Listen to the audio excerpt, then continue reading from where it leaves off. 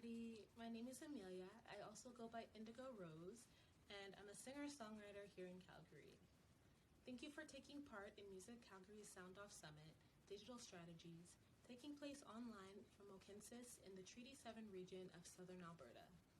Before we begin, it's important to acknowledge that we live, work, and play on the traditional territories of the Blackfoot Confederacy, Siksika, Gana, Piikani, the Tsuut'ina, the Stoney Nakoda Nations, the Métis Nation, Region 3, and all people who make their homes in the Treaty 7 region.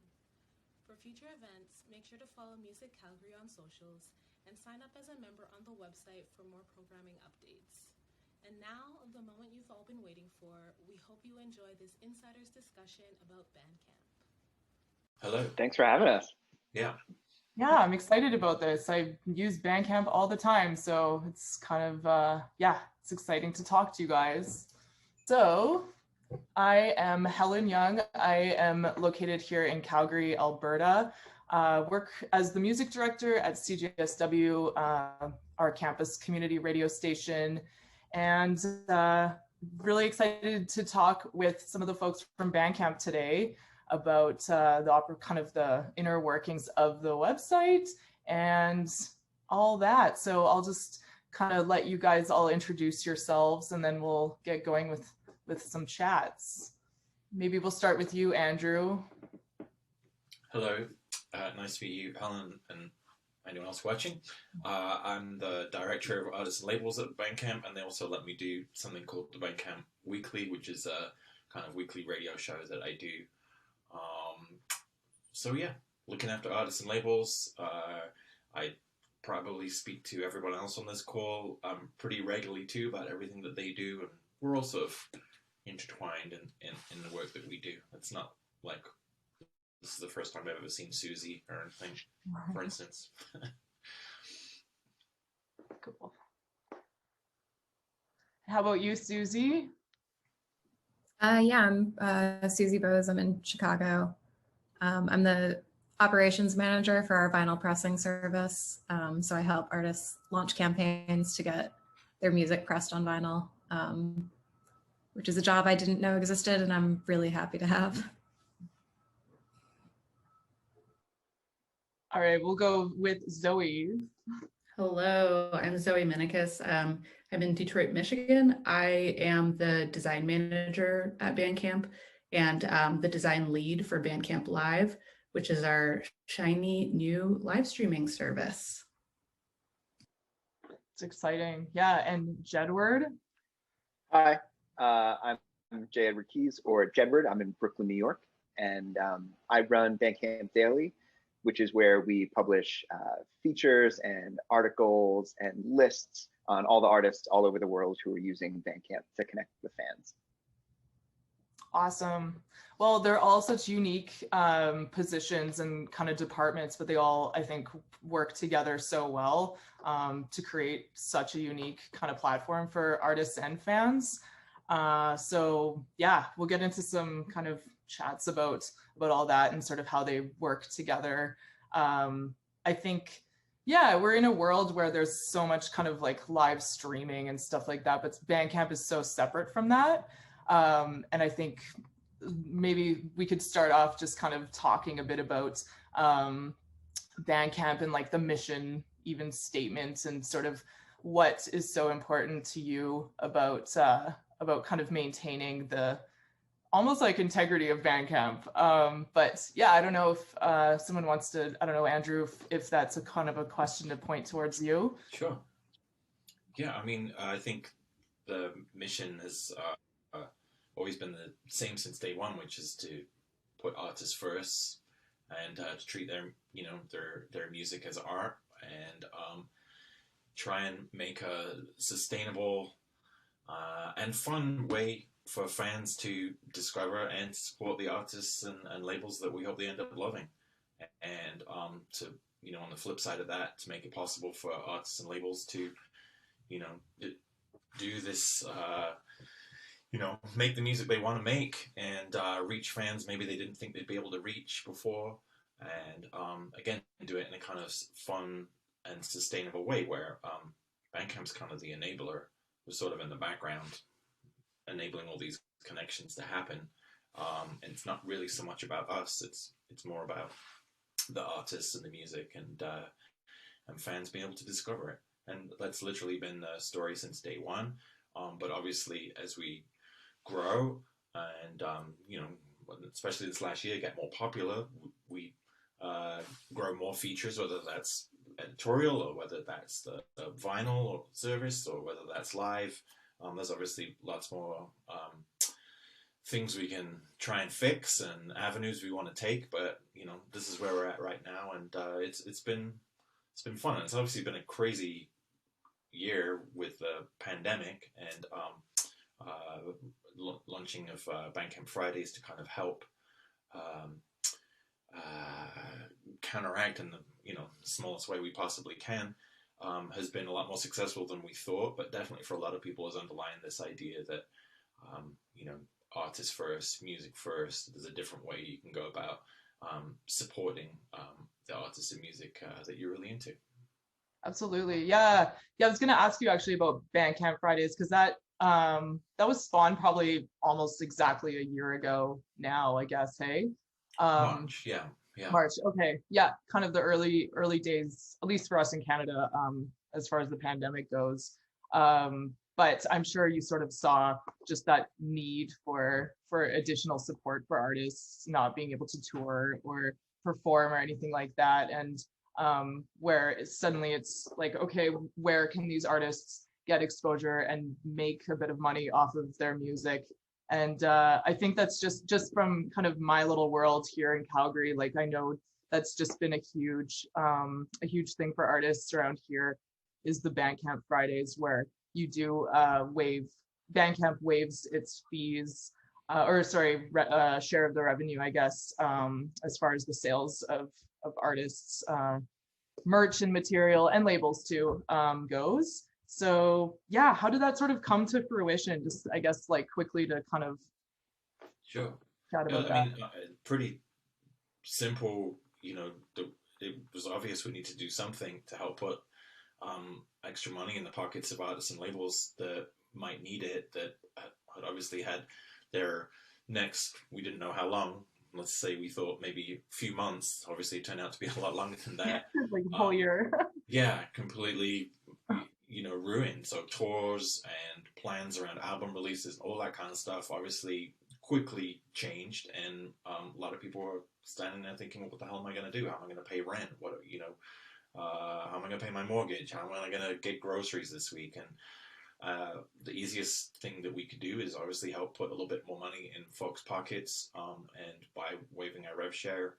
But that was the idea that kind of stuck. And I think heartwarming to obviously get lots of emails and see the tweets and things from people saying thanks. I was able to buy groceries, or I was able to sell a bunch of merch that I had planned for a tour, or I paid rent this month. Crazy that's what it comes down to. But obviously that kind of spurs us to keep going.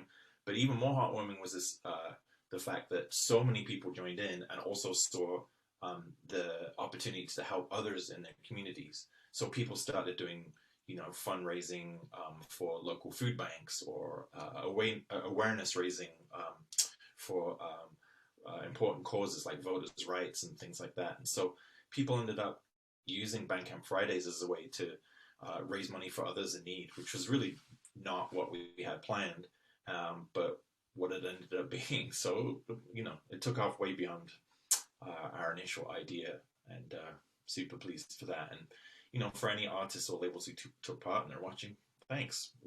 You helped make it as successful as it was. Yeah.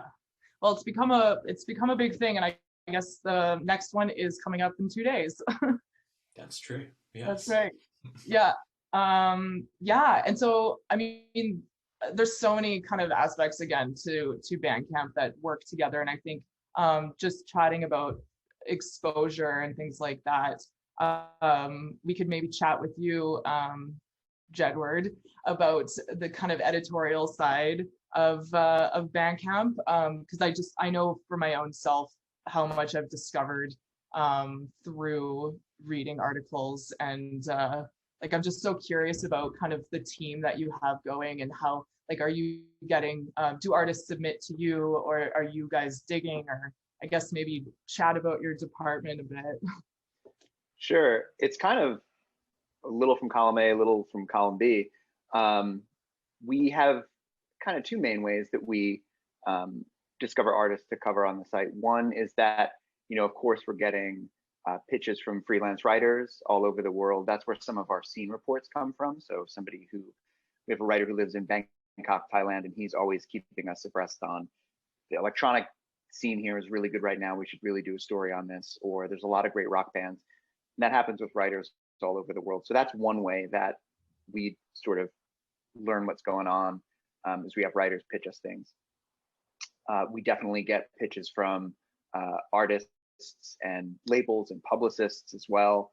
But then all of us spend time digging around on the site to find things that are just interesting for us. Like yesterday afternoon, one of the things I really enjoy doing is on the Bancamp app, you can kind of customize the search by location.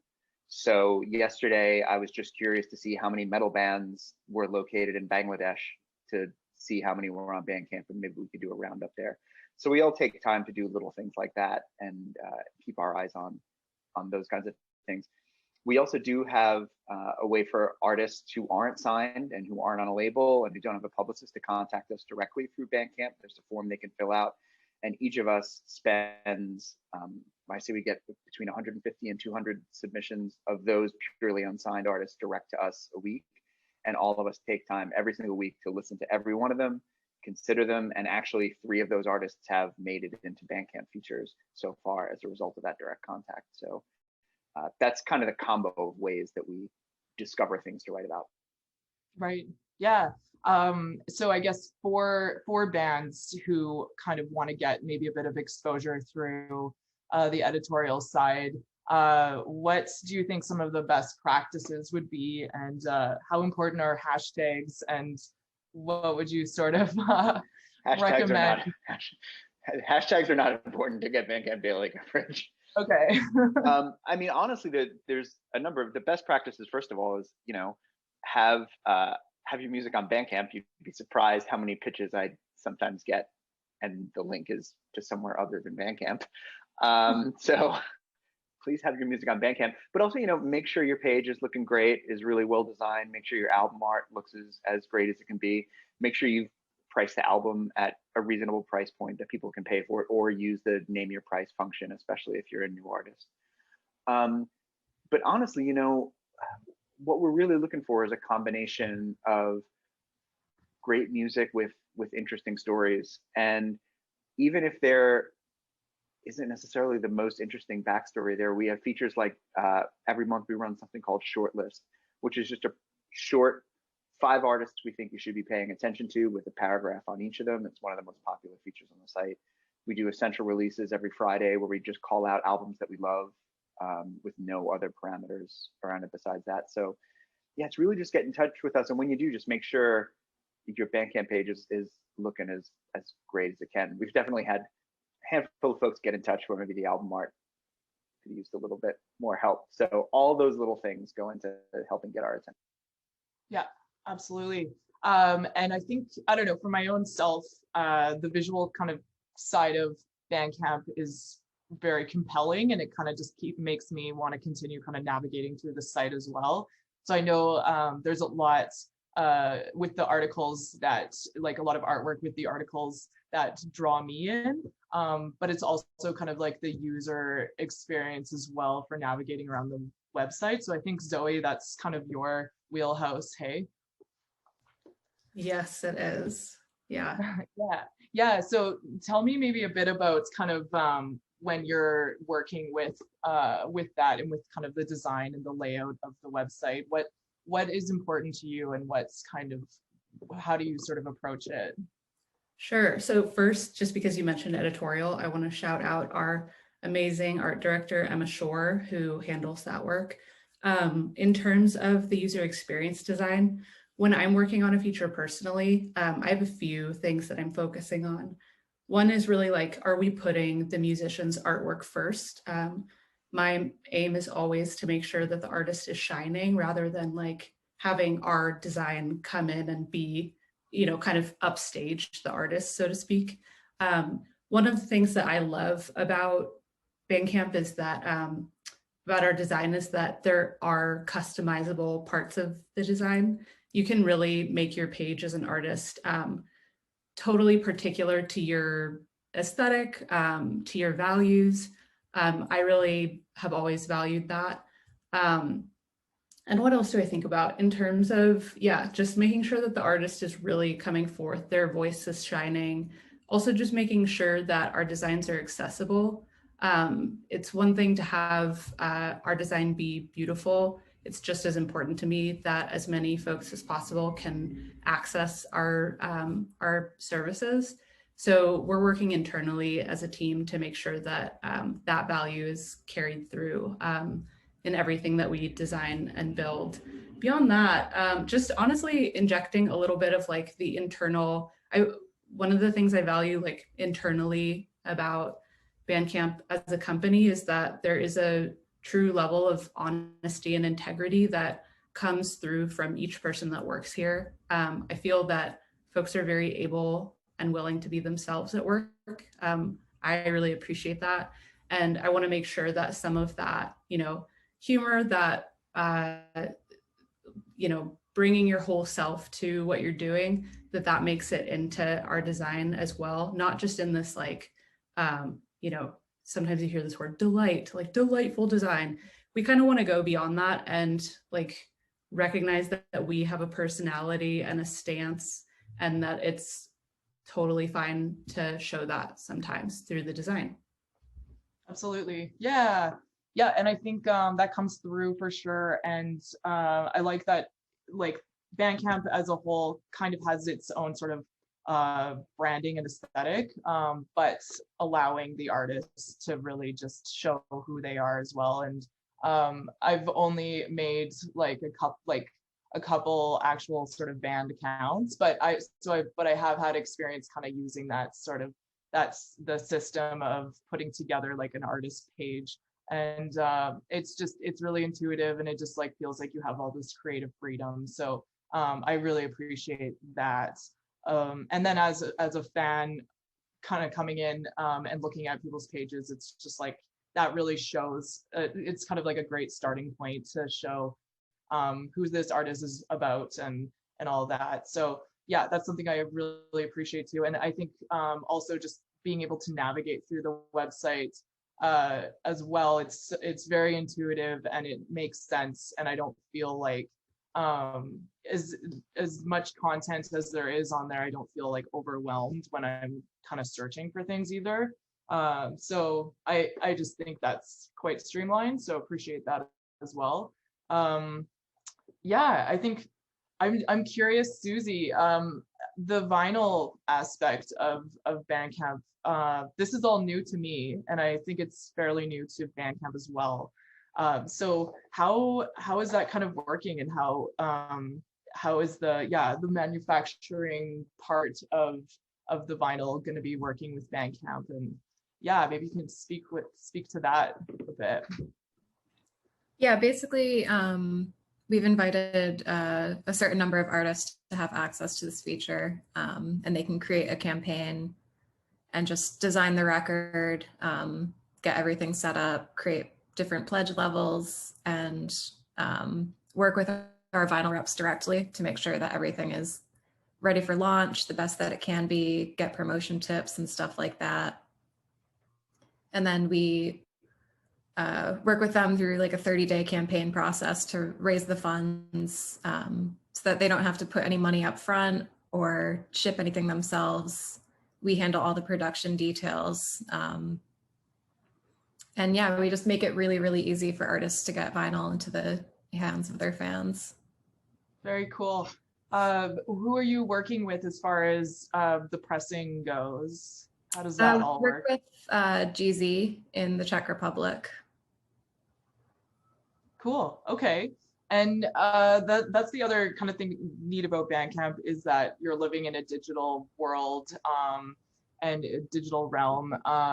but there is still that importance on physical material, and not only just the merchandise side of bands being able to kind of sell that on the platform, but also like actually having vinyl and being able to sell cassettes and all that stuff. So and I see the importance there. How does Bandcamp sort of what is the sort of, yeah, I guess what is the importance that you see as far as like physical material still goes in this very digital world? I think there is something just like inherently different about like holding a record in your hands and like seeing the artwork, you know, at that size, seeing it up close. And I think especially playing a record is just such like a different experience. There's a lot of like deliberate action involved, like taking it out of the jacket, putting it on the turntable. And I think it just helps you really connect with the music a lot more deliberately than you might just throwing an album on digitally or something. Yeah, absolutely. And I think a lot of artists are still very much about that. So I think, so as for bands and for artists who are looking to kind of maybe look into this service that Bandcamp is going to be offering, or is, what levels or sales do the artists need to hit to get vinyl pressed? It's hard to give specific metrics. If you have like, you know, 20,000 fans, it's going to be no problem. If you have 50 super dedicated fans who want to, you know, pledge additional funds, you can make it happen. So it's really just about like, whether it's quantity or quality, just having a dedicated fan base. Yeah, fair enough. Yeah, so I guess on the flip side of physical material, another kind of new initiative with Bandcamp is the live streaming. So Zoe, what is that all about? Ooh, so Bandcamp Live is our live streaming platform. You see a lot of people in this space for sure. One of the things that I really value and I think is unique about Bandcamp's live streaming service is that, to Susie's point, we do have these dedicated fan bases. We have people who are so supportive of and in love with the artists that they're supporting. And they show that in many ways, like through participation in artist communities or just reaching out directly when they buy an album to attach a comment and say, I just love this. Your music has meant so much to me for so long. We see so much of that, and it means a lot to us as a team on the live streaming team to make sure that we're honoring that dedication to the artist, how much fans care about artists and their music. So the way that that shows up for us is making sure that live streams are high quality, that it sounds amazing, and that we're not just like making a play in that space, but making sure that it's really fun to go to a live show. So we're starting to introduce some like what I think are going to be really fun features into the chat, for example. We're seeing amazing conversations happening in chat beyond kind of just the, you know, regular, hey, I'm in San Francisco or I'm in Detroit or whatever. Actual conversations happening around the music, and some nostalgic stuff happening, people mentioning the last time they saw this band live, for example. Yeah, and one of the big things for us is making sure, again, to Susie's point about the importance of physical merch, over half our sales are physical merch items. So we wanted to make sure we honor how important that is for artists. And we have a merch table on a live show page. So it's, you know, you can see the artist big and beautiful on the top of the page, and then you can browse their merch table like you would at a physical show, which has been, I think, great for artists. That's such a cool feature. How can artists, or how do you think artists should use Bandcamp Live? Ooh, that's a fun question. We're seeing some interesting uses of the platform that we want to start supporting ourselves. So For example, we've had a lot of artists reach out and ask about putting on free shows. They're maybe nervous to do a ticketed thing. They don't want it to be so formal because maybe they've never live streamed before and they're afraid they'll beef it or whatever. So consider doing a free show if you're enabled on the platform. If you're not now, you probably will be soon, but consider doing a free show just to test the water, I would say. We love seeing listening parties cropping up. That has been a really interesting use of the platform, and something that we want to see more of, I think. We also have seen some fundraisers. We're going to try and do some more dedicated feature support toward fundraisers. But yeah, if, totally open to seeing that on the platform as well. Beyond that, I would say get past the preciousness of live streaming. If I'm talking to an artist, it doesn't have to be this perfectly produced thing. A lot of artists have brought to the platform like these really incredible pre-recorded, highly produced live streams, which I also love and want to see. But I think there are also the folks that maybe don't have access or savvy to do that. And I'm just as interested in those kind of living room, very intimate shows. Yeah, I think the mix is important, especially in this kind of day and age when everything is changed.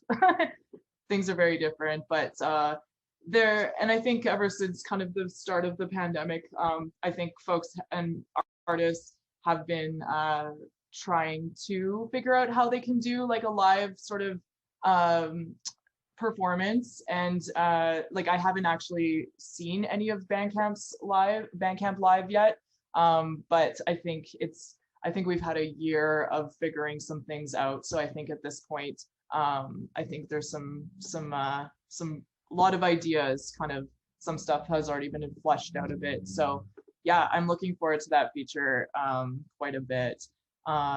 As far as kind of promoting that and supporting that, is that something that the editorial team might sort of take on a little bit too there? Yeah, the editorial team is definitely doing a lot of thinking about ways we can take advantage of the live streaming feature. I'll leave it there for now. But one of the things that we do is that if you go to the homepage, there's a section in the middle of featured shows, and those selected shows are handpicked and curated by the editorial team along with help from artists and labels as well. So that's how we're spotlighting those. We want to be careful too, because one of the things that makes Bandcamp so great is that in a lot of ways it's a truly democratic platform, and we make all of these tools like the vinyl crowdfunding and the live stream access so that everybody can take advantage of them. And so, we want to ride a line between supporting people and also like unfairly putting our thumb on the scale for one artist over another. We want everybody to have the same opportunities. There's other forms that these things can take in the future that we might explore, but for now, it's really just kind of calling out the ones we really like on the homepage, but not overly favoring one artist over the other. Yeah, cool. I'm looking forward to all this. I guess, yeah, to me, like there's so many reasons why I think with all of these kinds of departments and components working together as a hub, all the four of you with your teams, it compels me to want to purchase music on Bandcamp as opposed to streaming it for free and supporting artists, which is something that I would do personally anyways, but I just see all these components working together to almost put to show the proper value of that and the value on supporting artists and labels and physical material. But I guess in this kind of world where that we do have online streaming platforms and people can just kind of get music for free and stuff like that, what do you guys sort of, I guess, think compels fans to pay fair price for music? Maybe Andrew, I could direct that towards you. I think the penny has dropped this past year. I think when people, in a lot of ways, for a lot of people, with regards to life in general, right? We've all kind of reevaluated, everything from like, why am I riding a crowded train to work every day and paying all this money for lunch and expensive coffees and stuff when I could be working at home? Lots of things have been reevaluated, and I think the past year and a bit for a lot of music fans has been a good time to reevaluate. Hey, how do I what's this art that I really love, that I'm kind of addicted to, worth? Do I just listen casually, or is there some way that maybe having discovered something casually, I can then show my appreciation for this by going to a live stream and, buying a ticket to a virtual show, or, buying a piece of vinyl or a cassette, or, I think, I definitely think that in the last year and a half, fans who maybe weren't already convinced have warmed to this idea. And one thing about Bandcamp is that it helps, percolate this community. So about a third of the sales on Bandcamp come from fans turning to other fans and saying, hey, you should check this out, it's really good. And those fans going, oh my God, it is, yes, I'll buy that. And then fans following those fans do the same. So there's this nice kind of sense of community literally built around fans telling other fans about music. And that's a really powerful thing too. It's not us saying, it's not paid for play, it's not, paid banners on the homepage or anything like that. It's literally, honestly, hey, I just saw Zoe bought this record. It sounds amazing. I didn't know anything about that. I should check it out. And wow, it was amazing. So I went and bought it. And then, I have 5,000 or so fans following me. So some of those fans, they're going to buy it. And then there's this nice viral snowball effect that you get on Bandcamp that comes from literally someone opening their wallet and supporting a band that they discovered and saying how much they liked it. And that's not about an algorithm or a brand. It's literally about the love for music. So yeah, it channels kind of like a live kind of in-person sort of experience quite a bit, like going to a festival or something like that too, almost, where it's there's this community sort of built around that. And it's almost like an indirect kind of community, just sort of being able to see people's pages and things like that, and see who they're supporting. And also something that I've always kind of liked as well is on artists and labels pages, how they have the option to recommend artists and stuff like that too. And that's something that I've really appreciated, and I've found out about a lot of other artists through there. And then it's obviously like a very supportive kind of system too. So that's something that I appreciate as well. And I guess sort of maybe going back to the physical kind of copies of things and the physical pieces of merch and things like that, and maybe going back to vinyl. Is the vinyl pressing, is it a feature that's available to any artist if they're interested, or how can they come up with a campaign for that? It's a little limited at this time. I think we're going to look to expand it further this year. And we're just kind of doing this tiered rollout slowly. But if you think you have like a really great project in mind, you can check out our vinyl marketing page, and there's a contact link at the bottom. Okay, cool. I think that'll be handy for folks and artists looking to get that done. And so I guess like I have so many questions, but so how will Bandcamp sort of take care of the fulfillment of the vinyl? How does that sort of work? We have fulfillment centers in Oakland and in London. So we take all the copies, ship them out to pledgers directly, and then any leftovers we send to the artists. Okay, all right. So I guess kind of a curious question for all of you. Who are some of the people and pages that you follow on Bandcamp for recommendations? How long do you have? Right? All day. That's right. I mean, I said 5,000. I have maybe 5,500 fans following me, but I equally follow about 5,500 fans and bands, and it's super handy because in the way that Joe mentioned, monthly we do in the daily roundup of there are different scenes from around the world. If you think about following fans from around the world, that's your own little kind of roundup. So if I can follow some kid who works in a record store in Sao Paulo and he's connected to the scene there, I'm going to know about records that I might not get to know about because no PR company is telling me about some independent funky jazz band from Sao Paulo unless they reach a certain stage, and quite often that doesn't happen, but maybe we can help that happen, and oftentimes we do, because we made that simple connection of like looking at a fan that I thought, oh, that's interesting, they've got some cool stuff that I didn't know about, and well, I'll follow them. So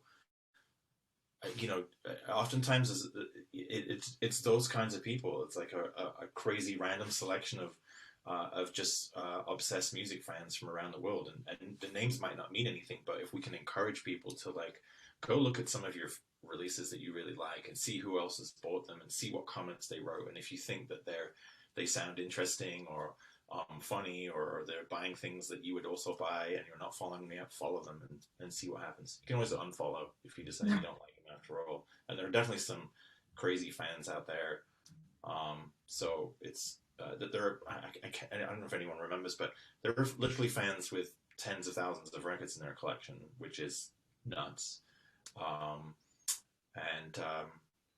So when you see, sometimes you get these roundups of who's bought what. You'll see like some fans bought like literally like 50 records, and just mind-blowing amount of money gets spent on Bancamp by the really super fans. But those are the types of fans that graduate to Bancamp.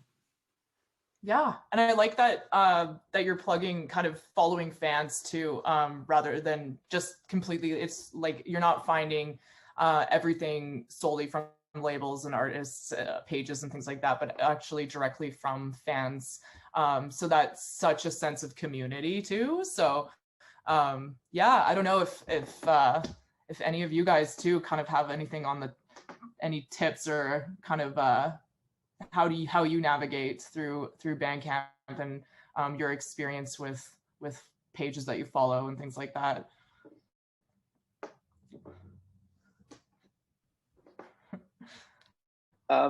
Yeah, I don't want to echo too much what Andrew said, but one of my favorite things to do, especially now inside on a Friday night, is scroll through my music feed. And if you scroll through your feed, in addition to seeing all the new albums folks that you follow have bought, you're also going to get suggestions of other people to follow. And I love just scrolling through and then seeing recommended, because it says the genre they like metal, and then your shared records. And so I'll just impulsively follow people who I don't even know who they are. Just, I'm like, oh, I love that record too, I want to follow them. So that's, I don't know, I just find that to be a fun Friday night activity, just scrolling through my feed and following people. And then there's just labels who every single thing they release, I just think is excellent, and I can't wait to stay on top. So, Principe Discos in Lisbon, I think I own everything they ever released. I just think they're amazing. Doom Trip in Los Angeles, Houndstooth in the UK. I could go on endlessly, but that's just another way that I stay on top of things, is just following labels who have just a consistent winning streak, and knowing that whatever they put out is going to be excellent. You can say International Anthem, Joe. It's okay. That is true, actually. Thank you for International Anthem in Chicago is another one that is a big favorite of mine as well, and certainly have gotten a lot of love on Bancamp Daily. I definitely need to cruise Jedward and Andrew's collections more, and even just who they're following. I am personally also a rabbit hole person. Like, I'll start with one album or just a genre I'm not familiar with, or even just like sometimes the genre tags that people use are ironic or funny, but just lead to like this endless rabbit hole of amazing, and sometimes, like, not all music is amazing. We know this, but sometimes stuff that just totally, strikes a chord with you, and you find this vein of music that you never expected to find or are not familiar with. So I love just, kind of following that endless rabbit hole. Yeah, I can hear you on that one. There was a fan who, every review they wrote, and they wrote a lot of reviews, had the word mustard in it. Remember that guy? Oh, yeah. All right. Find people like that too. So, Yeah, fair enough. How about you, Susie? What's your experience kind of navigating through Bandcamp? I think I take the rabbit hole approach a lot too, especially for bands that never got super popular. It's kind of hard to find like similar releases. So I'll look at like fan accounts where someone purchased it and see what else they purchased, and then go to that one and see who purchased that album. But Jedward also has a really great Instagram about all his vinyl records, and it is a great source of recommendations. Cool. So basically we can all just kind of poke around your guys's accounts and see what you're up to for some additional recommendations. Yeah, so I guess, is there kind of one word of advice that you folks could give an artist on how best they could use Bandcamp? Because I know a lot of artists just love this platform, and I think that might be kind of a little useful tip for them. Or any advice? I mean, we touched on a few, but I think that it's let's see. I think it's key to not think about Bandcamp as just a storefront. Oftentimes we'll see people add information to their album pages, or not add information to their album pages, but adding the wrong kind of info. And you got an album cover, it says $9.99. You got the tracks underneath it, something like, hey, I got blah blah blah blah blah streams, and I've got this many followers, and here's a quote from a. Think about the fan on the other end of that. The fan on the other end is right there. This is your direct connection. This is your digital version of standing by the merch booth and going, the fans going, which one shall I get? Tell them why. Tell them why that record is great. Give them your personal statement. Tell them what it is about this particular record. What's your story? And tell them that via the text and via the tags that you use to describe the record, and by making your page look really great. I think oftentimes, there are other places in the world where you can buy music, and you could be buying toothpaste or tube socks or an album, and there's no difference. It all looks the same. This is your opportunity to present yourself, yes, digitally, but in your own way. Everyone has the same template, but you can stretch that template and make it look as unique as your music is. So that'd be something just to pass along. Yeah, cool. Yeah. Any other kind of like maybe one word of advice sort of things, maybe kind of like, I guess, directly sort of from your perspective of your department and area of Bandcamp?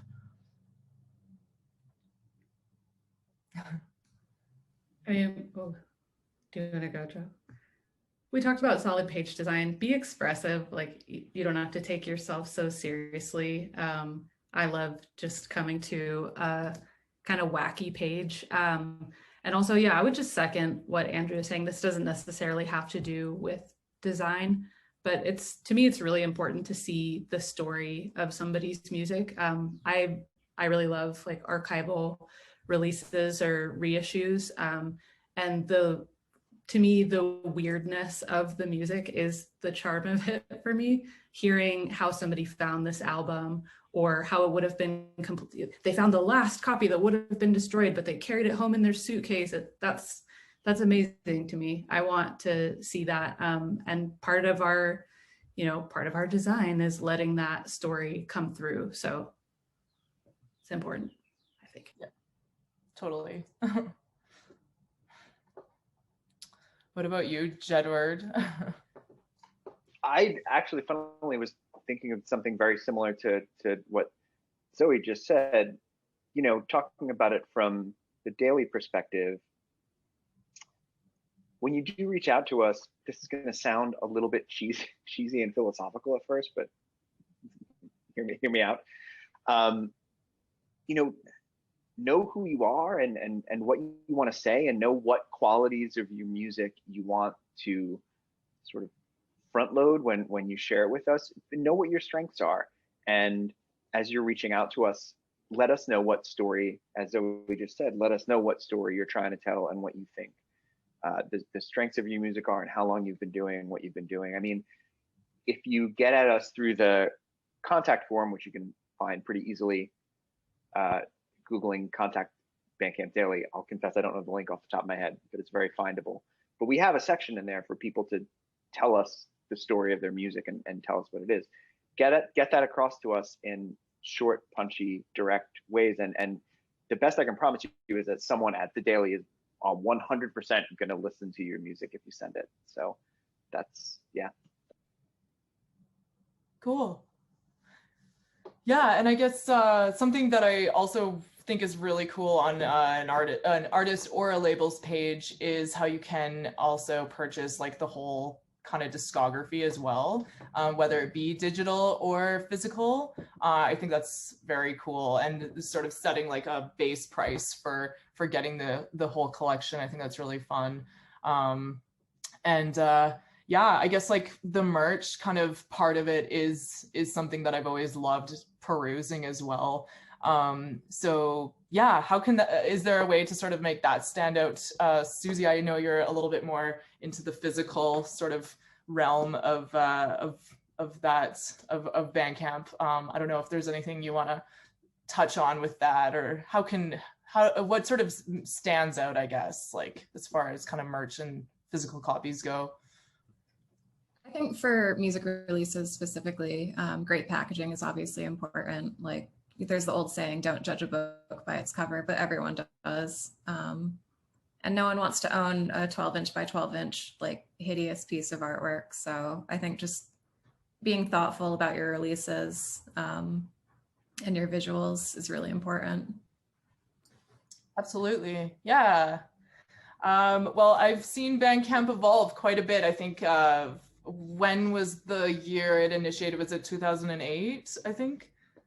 Yeah, okay. So it has evolved a lot and it's obviously continuing to do so. So yeah, I guess I'm personally just totally infatuated with the platform. I've used it so much just as a programmer, like a radio programmer for I think 7-ish years or so, and just as a fan. So I know I appreciate it. I know lots of other folks appreciate it. And yeah, I don't know. Is there anything kind of like how you've sort of seen it evolve over all these years that's kind of something that stands out to you, I guess? Andrew, maybe?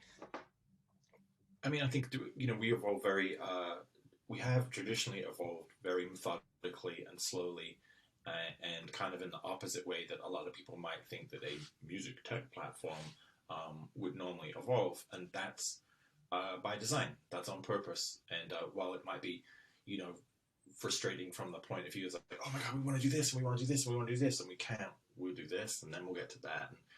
And it's just how Bancamp works, and I think it's served us really well. We've been lucky enough to be profitable since 2012, so we don't have any huge, investors to report back to, or we don't have, we're not aiming to go public, and we don't have all these other worries that other companies have. It's literally, this is fun. Let's keep doing it. And how can we make this the best we can make it be? So the fact that we haven't evolved actually on that standpoint is kind of maybe the most interesting point, and just kind of keeping to the mantra of putting artists first and respecting their work and trying to make this thing a whole sustainable system. I think that's our own kind of weird take on evolution. Yeah, absolutely. Cool. Super good point. It's evolving, but it's also staying very much to that initial mandate and that's just awesome. You don't see that a lot these days. Yeah, I think there's a ton of great tips here from all of you folks for artists and labels that I think are going to be really taken into consideration, and for fans too. So I've really appreciated chatting with all of you, and I don't know if there's any final words, like feel free to jump in. Yeah. Thanks. We appreciate the time, and you know, we love music from wherever. So Calgary artists, let's hear from you. All right.